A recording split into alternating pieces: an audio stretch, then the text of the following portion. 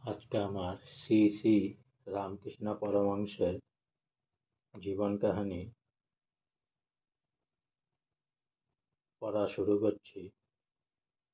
আজকে আমার শ্রী শ্রী রামকৃষ্ণের যে জীবন কাহিনীর মধ্যে যে পাঠটি হবে সেটার নাম হলো গদাধরের শুভ উপনয়ন। গদাধর 9 বছর বয়স এবার পার করতে চলেছে। পিতৃকর্তৃক বড় ভাই রাজকুমার গদাধরের উপনয়নের আয়োজন করলেন। ধনী নামে প্রতিবেশী কামার কন্যা চন্দ্রাদেবীর খুব কাছের মানুষ।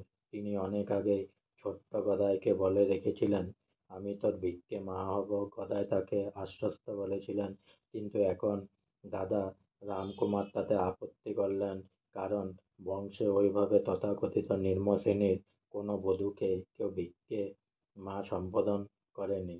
গদাই তার 9 বছর বয়সেই দাদাকে বলল যে সেই আগেই সে কামার কন্যাকে প্রতিশ্রুতি দিয়েছে, আর সে প্রতিশ্রুতি পালন না করলে মিথ্যাবাদী অপবাদ নিয়ে তাকে যজ্ঞসূত্র ধারণ করতে হবে। শেষ পর্যন্ত গদাইয়ের জয় হলো। বাবার বন্ধু স্থানীয় শ্রীযুক্ত ধর্মদাস রাহা মশাই, সৎ ব্রাহ্মণরা এমন অনেক করে বুঝিয়ে রামকুমারকে রাজি করালেন। গদাধরের যদাবিধানের উপবীত ধারণ অধ্যায় সম্পূর্ণ হল। গদাধর এখন ব্রাহ্মণোচিত যদাবিহিত সান্দাহিক বা পূজা ধ্যান ইত্যাদি সর্বই পালন করে চলতে লাগলো।